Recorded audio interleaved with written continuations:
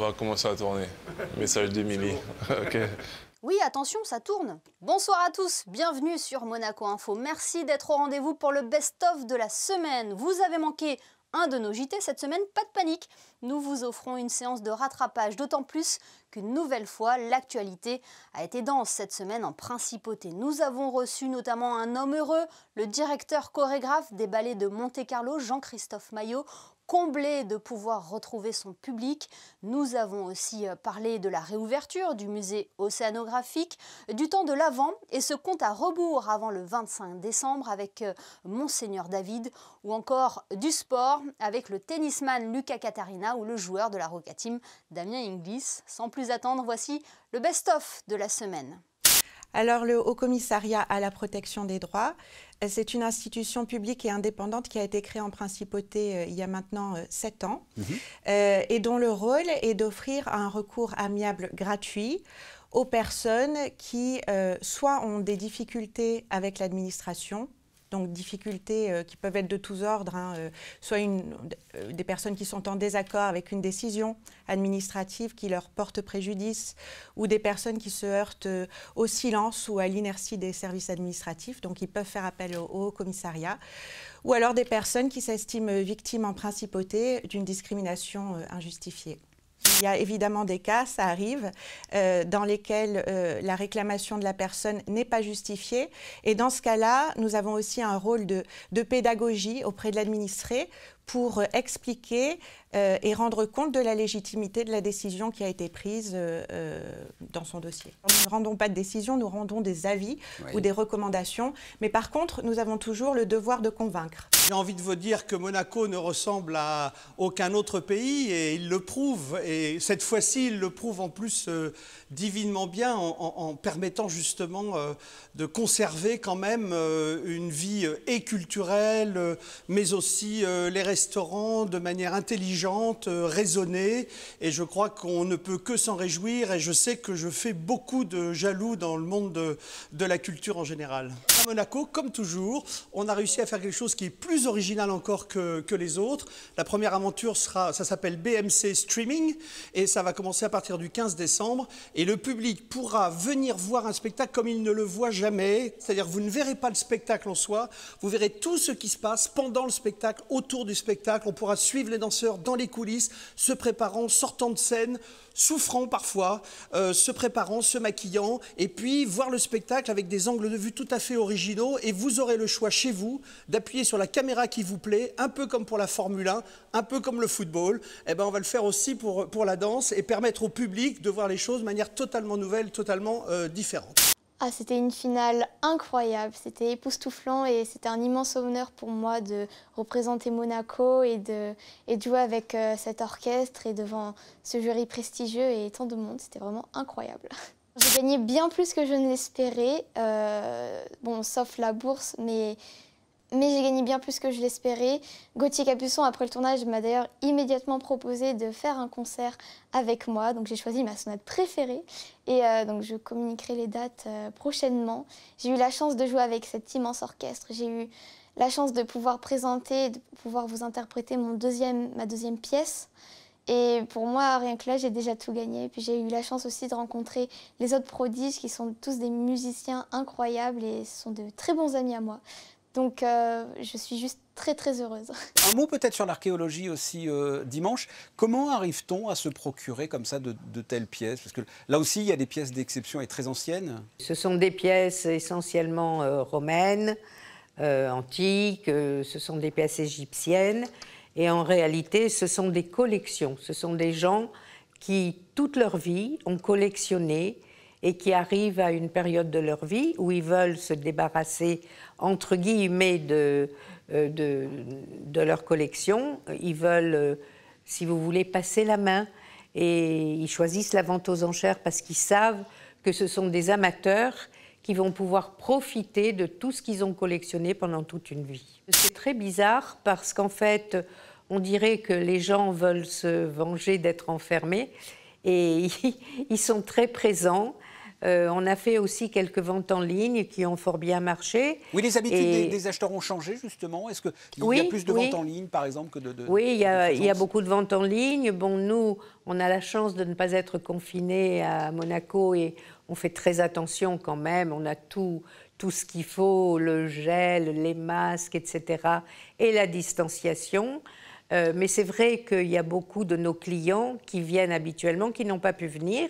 Quand il y a moins de mouvement, par définition, c'est un peu comme dans le milieu naturel, on va dire. Nos pensionnaires, en fait, se comportent peut-être un peu différemment, mais je pense qu'ils sont eux aussi impatients d'attendre à nouveau nos visiteurs. Là, c'est encore difficile à évaluer, donc je ne pourrais pas vous donner de chiffres, mais comme vous l'imaginez, on dépend majoritairement de nos recettes, donc quand il n'y a pas de visiteurs, il n'y a pas de recettes, donc le manque à gagner est important. Ce que je voudrais donner comme message avant tout, c'est malgré les contraintes, même si nous ne vivrons sans doute pas ce temps de l'Avent et bien sûr le temps de Noël comme nous en avions l'habitude, de pouvoir nous appuyer quand même sur cette réalité d'une date, le 25 décembre, et c'est l'avantage d'une date fixe dans le calendrier, c'est que contrairement à beaucoup d'autres événements, nous ne repousserons pas cette date, mais nous allons essayer de le vivre différemment, le vivre peut-être plus intérieurement,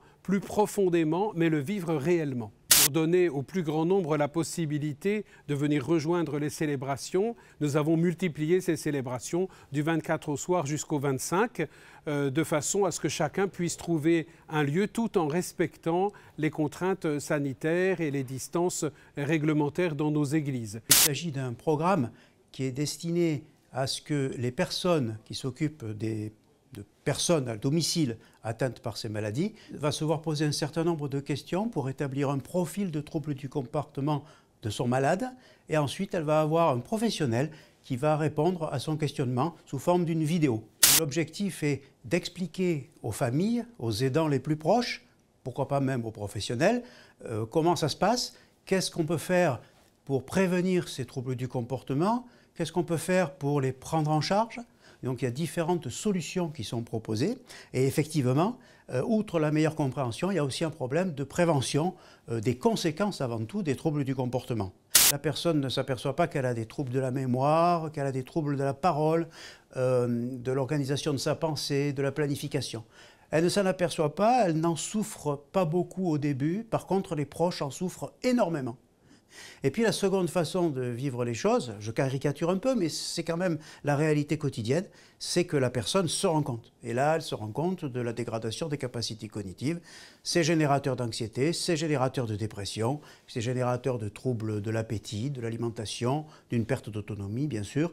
Et donc, ce sont les deux grandes façons de vivre la maladie. On a une mission qui est simple, c'est de redynamiser le commerce de proximité et de motiver les utilisateurs à consommer local et à contribuer à l'économie locale. Donc pour cela, on a créé une application, Carlo App, qui récompense l'utilisateur à chaque fois qu'il effectue un achat en principauté avec 5% de cashback. Ça fait 1 mois et demi qu'on travaille sur le projet, donc en collaboration avec le gouvernement, avec le Qualcomm Office. On était assez préparés, on s'attendait à un gros week-end, mais il faut dire qu'il y a eu énormément de téléchargements, énormément de requêtes, et notre serveur a un petit peu chauffé, donc on a fait le nécessaire pour l'upgrader, et donc samedi, je pense que quelques personnes ont dû pouvoir rencontrer ce petit problème de connexion, mais tout est résolu aujourd'hui. L'objectif, c'est de créer un système vertueux sur le long terme, et pourquoi pas répliquer Carlo dans d'autres villes, toujours à circuit fermé, et pouvoir exporter cette idée qui a fonctionné à Monaco dans d'autres villes européennes. J'ai plutôt bien joué cette année au final, malgré toutes les circonstances, donc je suis plutôt content des matchs que j'ai pu faire et des résultats que j'ai obtenus. Le Master 1000, on va dire que c'est la première division du tennis. Et ensuite, il y a les challengers et les futurs, qui équivaut un peu à la deuxième et à la troisième. Donc voilà, il faut gagner des matchs dans les tournois d'en dessous pour monter dans les tournois du dessus, tout simplement.